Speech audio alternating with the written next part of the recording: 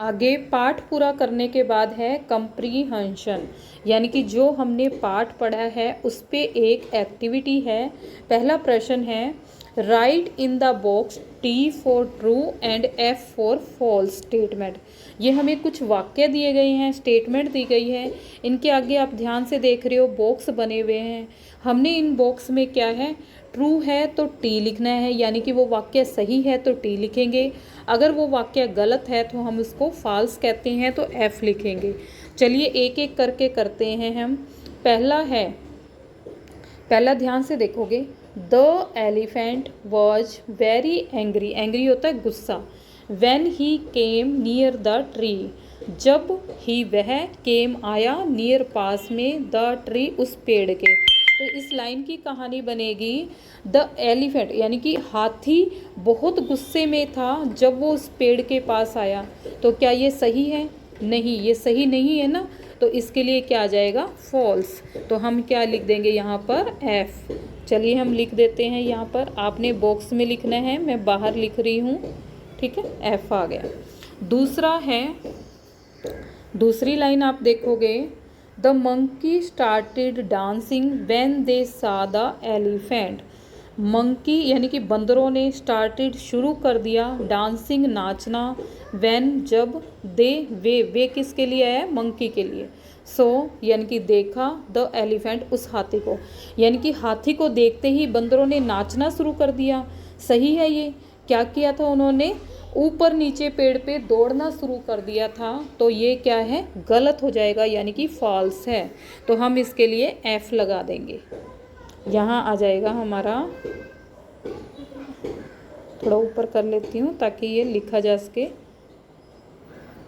F. उसके बाद क्या है? तीसरा सेंटेंस देखेंगे, the elephant was happy to see the little monkey.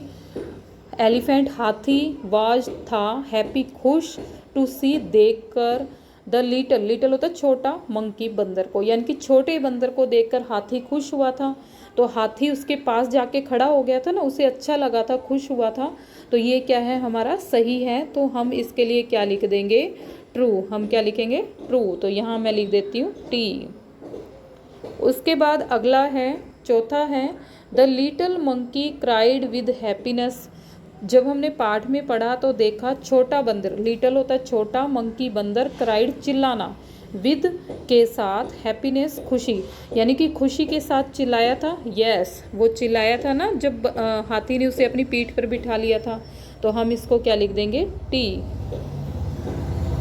उसके बाद पांचवा और आखिरी है, the elephant gave a free ride to the monkeys.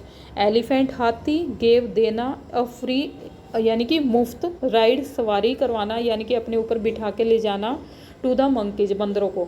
तो हाथी ने बंदरों को मुफ्त सवारी कराई थी ना, कोई पैसे नहीं लिए थे। तो ये सही है, ट्रू। तो हम यहाँ पर क्या लिख देंगे? टी। आपने ये सुंदर सुंदर बॉक्स में रखना है। आगे पेज नंबर 37 पर एक एक्टिविटी है, ध्यान से देखेंगे और इसको पढ़ते हैं।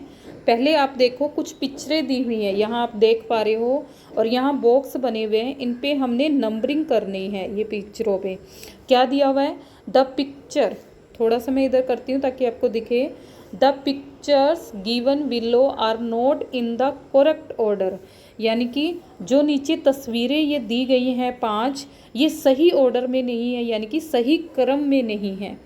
नंबर द पिक्चर, हमें क्या है, ये बॉक्स में क्या करने हैं? नंबर लगाने हैं। 1 2 3 4 5 पिक्चर हैं, एज पर द स्टोरी, जैसे कि हमने कहानी पढ़ी है। Right 1 under the picture that should come first, यानी कि जो तस्वीर इनमें पांचों में से पहले आएगी उसको 1 देना है। And 5 under the picture that should come last, और जो लास्ट में आएगी उसको 5वां नंबर। ये इन्होंने बता दिया, स्टार्टिंग वाले को 1 नंबर देना है और आखिरी वाले को 5 नंबर देना है। तो आप मेरे साथ देखना। सबसे पहले आप देख पा रहे होगे, हमने कहानी में पढ़ा, यहाँ देखो बंदर पीठ पे बैठा है हाथी के, दूसरे में हाथी पेड़ के पास आ रहा है, तीसरी फोटो जो दिख रही है उसमें कुछ बंदर खेल रहे हैं, चौथी में भाग रहे हैं और इनके चेहरे से देखो डर दिख रहा है, चौथी जो पिक्चर है उसमें बंदर देखो आपस में एक दूसरे को देख भी रहे हैं और खेल रहे हैं, और पांचवें में वो बंदर हाथी की सवारी कर रहे हैं। तो हमने जिस हिसाब से देखा था, कहानी में पढ़ा था, सबसे पहले वो बंदर क्या कर रहे थे, खेल रहे थे। तो खेलने वाली ये एक्टिविटी है, हम इसके बॉक्स पे लिख देंगे 1। आइए लिख देते हैं हम 1। उसके बाद आप देख रहे होगे उन्होंने क्या किया, हाथी की आवाज़ सुनी थी ना, क्या किया था उन्होंने, हाथी की एक आवाज़ सुनी थी। तो यहाँ पर हाथी देखो आ रहा है चिंघाड़ता हुआ, तो हम इसको दे देंगे 2 नंबर। यहाँ पर हम डाल देते हैं 2 नंबर, ठीक है। उसके बाद हाथी आ गया, हाथी को देखकर बंदरों ने क्या किया, भागना शुरू कर दिया था पेड़ के ऊपर नीचे, तो हम इस तस्वीर को दे देंगे 3 नंबर। भागने के बाद क्या है, हाथी पेड़ के पास आके खड़ा हो गया था, तो उसके बाद क्या हुआ था, एक छोटे बंदर को हाथी ने अपनी पीठ पे बिठा लिया था, ये रहा पहला बंदर, तो हम इसको दे देंगे 4 नंबर। और लास्ट में सारे बंदर क्या हुए थे, उसको देखने के बाद, इसको देखने के बाद सारे के सारे बंदर उसकी पीठ पर आ गए थे, तो हम इसको दे देंगे 5 नंबर। आइए इसको हम 5 नंबर दे देते हैं। तो हमारे पास जो पहली तस्वीर हो गई है वो ये है खेलते हुए की, और आखिरी तस्वीर ये हो गई है, ठीक है। इस तरह से ये एक्टिविटी हमारी पूरी हो जाती है। आगे हम पेज नंबर 38 यानी कि 38 को करते हैं। इसमें वोकैबुलरी वाला पार्ट है और क्वेश्चन नंबर 1 है, क्या दिया हुआ है, read the names of sound that animal produce, यानी कि उन साउंड के नाम को पढ़ना है जो कि जानवरों के मुंह से निकलती है। रीड होता है पढ़ना, द नेम्स नामों को, ऑफ साउंड्स आवाज़ों को, डैट एनिमल्स जानवरों की, प्रोड्यूस जो पैदा करते हैं या आवाज़ निकालते हैं। यहाँ पर आप देख रहे हो, थोड़ा सा बड़ा कर देती हूँ मैं, यहाँ लिखा हुआ है एक तरफ एनिमल, यानी कि ये एनिमल के कुछ नाम हैं, ये उनको क्या बोलते हैं, उनकी आवाज़ को इंग्लिश में क्या बोलते हैं वो लिखा हुआ है, और ये उसको हिंदी में क्या बोलते हैं, यानी कि साउंड को ये इंग्लिश में क्या बोलते हैं और ये हिंदी में वो लिखा हुआ है। चलिए एक एक को करते हैं। सबसे पहला है एलिफेंट। एलिफेंट क्या करता है, चिंघाड़ता है, ठीक है, हिंदी में बोलेंगे चिंघाड़ना, और उसे क्या कहेंगे इंग्लिश में, ट्रम्पेट, ट्रम्पेट, ठीक है, यानी कि चिंघाड़ना। जैसे हम आवाज़ निकालनी हो तीखी सी, तो हम क्या करेंगे, कोई साधन लेंगे, सितार या जो है लंबा सा एक होता है यंत्र, लेकिन हाथी के आगे सूंड बनी होती है, उससे वो चिंघाड़ता है, ट्रम्पेट। दूसरा क्या है, मंकी। मंकी क्या होता है, बंदर। बंदर क्या करते हैं, जीबर या चैटर, ठीक है। मंकी क्या करते हैं, जिसको हम हिंदी में कहते हैं खी खी करना। तो जीबर का क्या मतलब होता है, बड़बड़ाना। मंकी को आपने देखा होता है बड़बड़ाता है, या चैटर यानी कि बकवास करना, ठीक है, फालतू में जिसको हम कहते हैं खी खी करना। तो ये हो जाएगा जीबर या चैटर, कुछ भी कह सकते हो, और खी खी करना इसका मतलब। अगला है लोयन। लोयन क्या करता है, रोर, दहाड़ना, दहाड़ता है ना। फिर उससे अगला क्या है, डॉग। डॉग क्या होता है, भौंकता है, भौं भौं करके भौंकता है, उसको हम इंग्लिश में कहते हैं बार्क। फिर है कैट। कैट बिल्ली क्या करती है, म्याऊं म्याऊं क्या करती है, जिसको हम क्या बोलते हैं इंग्लिश में, म्याऊं म्याऊं, ये शब्द बनेगा। आगे क्या है, काफ। काफ क्या करता है, ब्लीट, यानी कि रंभाना, रंभाते हैं ना, ठीक है। तो इनकी क्या करनी है, आपने साउंड जहाँ भी मिले उसको सुनना है, इन सभी जानवरों की। इस तरह से ये एक्टिविटी पूरी हो जाती है। इसके बाद अगली एक्टिविटी है, क्या दिया हुआ है, circle names of the animals in the grid. Grid क्या है, जाल को कहते हैं। ये एक जाल बना हुआ है, जिस तरह जाल में क्या ऐसे ऐसे ऐसे ऐसे सारे बने होते हैं ना, पतले या मोटे जैसे भी है, उसी तरह ये एक जाल बना हुआ है, जिसमें क्या है, one has been done for you, you may choose the names of animals from the help box. आपकी हेल्प के लिए एक हेल्प बॉक्स दिया गया है, आपने इसमें इस ग्रिड में से कुछ अल्फ़ाबेट अक्षर दिए गए हैं, उससे क्या है, एनिमल्स की यानी कि जानवरों के नाम बनेंगे। उन जानवरों के नाम पे आपने क्या करना है, जैसे यहाँ पहला है COW काऊ है, जहाँ मिल गया उसको इस तरह से सर्कल किया हुआ है, तो आपने भी इसी तरह करना है। चलिए एक एक को हम करना शुरू करते हैं। सबसे पहले जो काव है वो मिला हुआ है। दूसरा हमने ढूंढना है लोइन। लोइन कहाँ पर है, हमें कहाँ दिख रहा है, पहले मैं आपको दिखाती हूँ। लोइन यहाँ पर है, ठीक है। तो इसको हमने सर्कल करना है। पहले मैं इसको थोड़ा सा बड़ा कर लेती हूँ और फिर अच्छे से करते हैं हम। यहाँ से मैं ले लेती हूँ, ये हमने लोइन पर सर्कल कर दिया, ठीक है। उसके बाद दूसरा देखो, ये लोइन हो गया हमारा।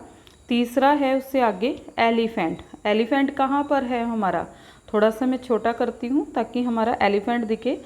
ये हमारा ELEPHANT, ये पूरा एलिफेंट है। इसको हमने सर्कल करना है अच्छे से।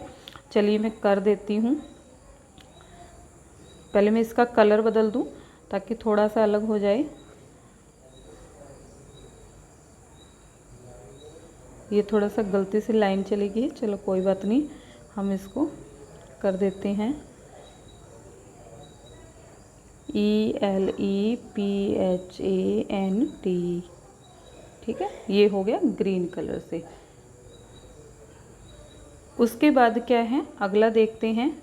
एलिफेंट के बाद क्या दिया हुआ है, कैट। कैट का है, हमें ये ढूंढनी है। यहाँ पर आपको दिख रहा होगा कैट, ठीक है।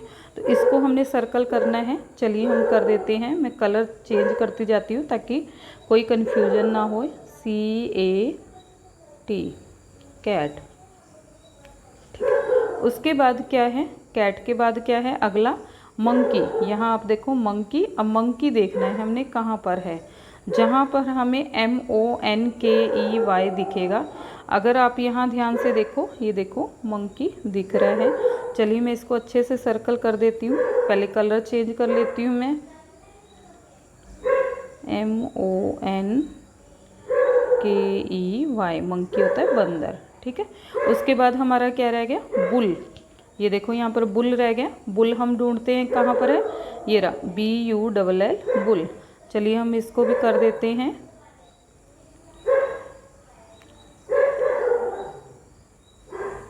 BULL, ये हो गया है बुल। उसके बाद हमारा अगला देखो जेबरा। जेबरा क्या है, ZEBRA। देखते हैं हम कहाँ पर है, ढूंढने की कोशिश करते हैं। ये देखो मेरे को दिख गया, ये देखो यहाँ पर है जेबरा। चलो इसको हम कर देते हैं अच्छे से सर्कल। ब्लैक कलर ले लिया मैंने, ZEBRA,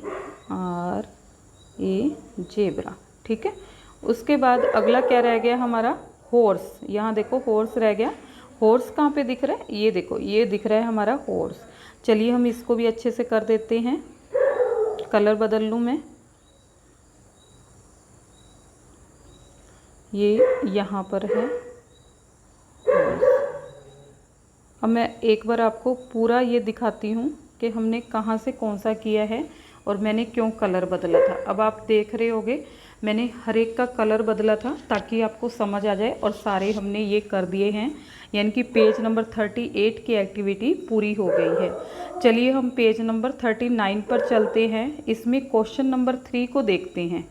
यहाँ आप ध्यान से देखोगे, यहाँ एक हेल्प बॉक्स बना हुआ है, ठीक है। यहाँ लिखा हुआ fill in the blanks choosing the right collective nouns from the, किसमें से कोलेक्टिव नाउन लेनी है, फ्रॉम द हेल्प बॉक्स। जो ये हमारा हेल्प बॉक्स बना हुआ है ना, इसमें क्या है, कोलेक्टिव नाउन हमने सिलेक्ट करनी है।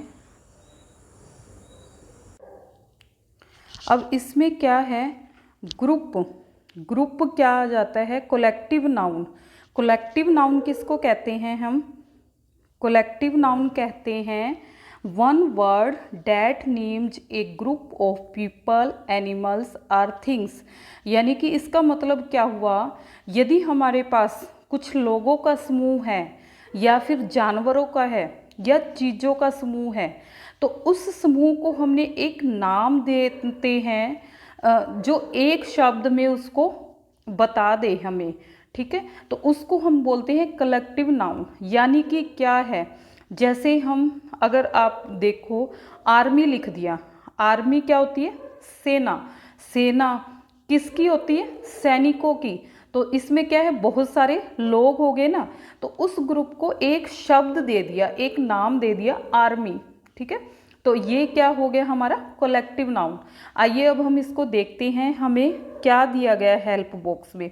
यहाँ हमें दिया हुआ है अ ग्रुप। ग्रुप का मतलब होता है समूह। बंच, बंच होता है गुच्छा। बंडल, बंडल का मतलब होता है गठरी। ठीक है, उसके बाद क्या है स्वार्म। स्वार्म क्या होता है? झुंड। ठीक है, किसी भी एनिमल्स का हो सकता है झुंड, बर्ड्स का हो सकता है। उसके बाद क्या है हर्ड। हर्ड किसका झुंड होता है? पशु का। और अ गैलेक्सी, गैलेक्सी होता है आकाशगंगा, जो हमारी आकाशगंगा जिसमें बहुत सारे स्टार्स हैं वो है। फिर उसके बाद है आर्मी। आर्मी सेना को कहते हैं। पेयर, पेयर कहते हैं जोड़ा। अब देखते हैं किसमें क्या आएगा। चलिए, यहाँ लिखा हुआ है फर्स्ट डैश ऑफ स्टिक्स, यानी कि छड़ियों के समूह को क्या कहते हैं? स्टिक्स होते हैं छड़ी। तो हम क्या कहेंगे? A bundle. ये वाला जो है ना, ये आ जाएगा अ बंडल ऑफ स्टिक्स, यानी कि छड़ियों की गठरी, इसका मतलब हो जाएगा। आइए इसको हम लिखते हैं।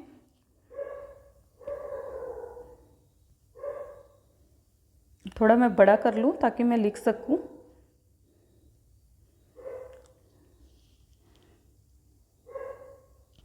अ बंडल, यहाँ पर आ जाएगा अ बंडल। ठीक है, आपने सुंदर सुंदर लिख लेना है। दूसरा क्या है, ऐसे ही चलते जाते हैं हम। चलिए यहाँ से देख लेते हैं। Dash of cattle. कैटल क्या होते हैं? पशु। पशु को कहते हैं। तो पशुओं का क्या होता है? झुंड। और झुंड के लिए मैंने क्या बताया है? A heard. जो यहाँ पर हर्ड आया है ना, यहाँ पर ये देखा था हमने, ये आएगा अ हर्ड। यहाँ पर आएगा अ हर्ड ऑफ कैटल, पशुओं का समूह या झुंड, जिसको हम कहते हैं रेवड़। कहते हैं ना, क्या पशुओं की तरह, जानवरों की तरह चल पड़े हो, रेवड़, या फिर कुछ ऐसी ही चीज़। ठीक है, जिसको हम देसी भाषा में रेवड़ कह देते हैं, या पशु समूह या झुंड। तो यहाँ पर मैं लिख देती हूँ, थोड़ा सा मैं वो बदल देती हूँ, यहाँ लिख देती हूँ अ हर्ड।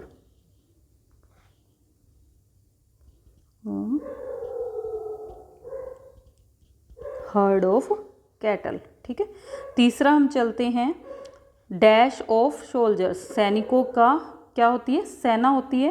तो ये मैंने पहले भी बताया, तो क्या आ जाएगा यहाँ पर? An army. ठीक है, ए और एन का प्रयोग हम बाद में सीखेंगे। यहाँ मैं लिख देती हूँ एन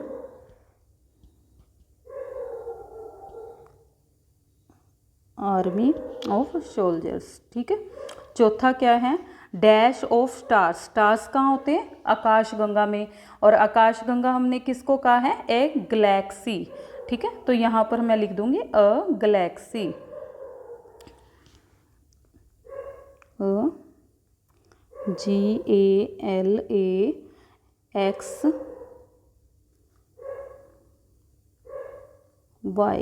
ठीक, गैलेक्सी।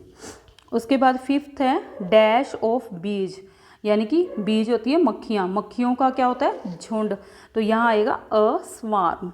ठीक है, यहाँ लिख देते हैं अ स्वार्म, SWARM। ठीक है, आपने सुंदर सुंदर लिखना है ताकि उसका अक्षर वहीं रहे।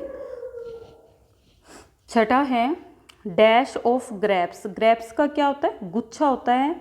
तो यहाँ क्या आ जाएगा? अ बंच ऑफ। यहाँ हम लिख देंगे a bunch, BUNCH, bunch of grapes. आगे सातवां है डैश ऑफ चिल्ड्रन। बच्चों का क्या होता है? समूह। समूह के लिए मैंने क्या बताया था? यहाँ पर अगर आप देखो अ ग्रुप, ग्रुप होता है समूह। तो यहाँ हम लिख देंगे a group, GROUP, group of children. ठीक है, बच्चों का समूह। आठवां क्या है? Dash of seizures. सीजर्स किसको कहते हैं? कैंची या कतरनी। ठीक है, तो कैंची के क्या होते हैं? दो होते हैं ना सिरे। तो हम क्या बोलेंगे? A pair of scissors. Pair में होती है ना, अगर एक साइड हो तो फिर वो नहीं कैंची कहलाएगी ना, तो ये हो गया।